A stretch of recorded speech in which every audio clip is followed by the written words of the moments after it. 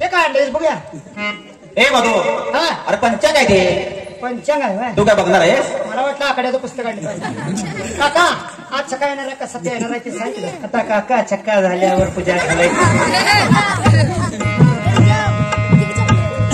वा वा वा वा. पाटलांचा ऊस बराच झालाय वाटतं. 100 टन गेला की. बरं झालं बरं झालं. म्हणूनच पाटलीनबाईंचं घंटन खाली लोंबायला म्हणजे चालायचं. पाणी पाजाय तुम्ही घंटन घाला येईल. होय, आता ती परिस्थिती तशी आहे. वा वा वा वा. तब्येत जरा चांगली व्हायला लागली आता. होय. काय घालतायसा म्हणायचं याच नाही. हे वेगळं काम. तुमच्याने ग्रामोजन जरा घालतोय. ग्रामोजनच्या नादालाच लागून मग गेल्यानं घालू.